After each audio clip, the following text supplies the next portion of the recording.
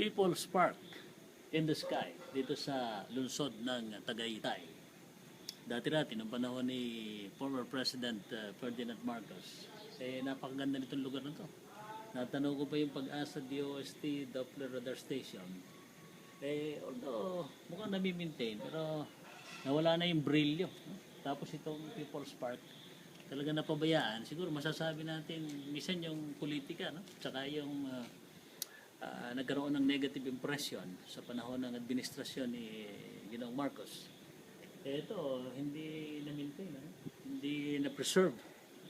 Isa sa masasabi nating part ng history ng Pilipinas, part ng history ng Philippine government na inugulan ng pera ng taong bayan, pero ito ngayon ang itsura. Marumi, hindi namin maintain. Tapos kita natin kung ano ng mga nakasulat. Halos hindi mo na rin maintindihan yung mga pinagsusulat ng mga taong siguro may mga impression na dito nila inilalabas ng kanilang mga impression o depression.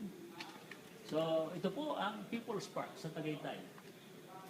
Sino ang dapat na mga laga nito ay isang malaking katalungan sapagkat natapos na eleksyon. Inaasahan natin ang local government unit ng lungsod ng Tagaytay makita yung kahalagahan nito. Hindi po kumikita ang local tourism dito. Patay na rin sa mga pagtatanong-tanong natin observation dahil hindi nga po na-maintain. So hanggang kailan magiging ganito ang bayan ko? Pinanganak tayo mahirap.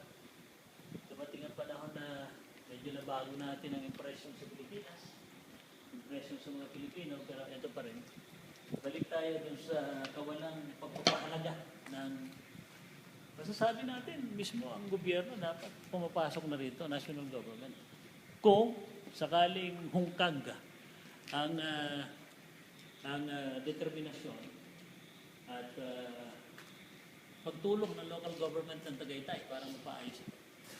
So sana, meron pang mga susunod ng political figure magkaroon ng tinatawag nilang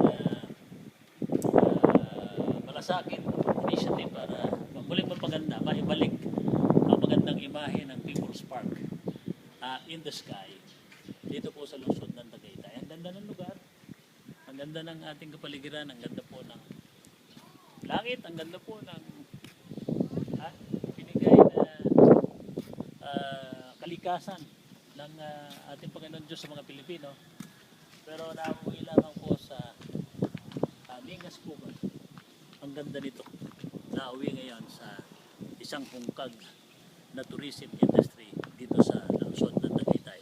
So yan po ang ating may babahagi dito sa special segment na ito.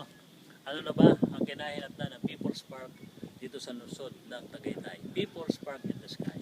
So ito po si Charlie Mendoza. Muling magbabalik sa isa pang special edition dito po sa ating programa.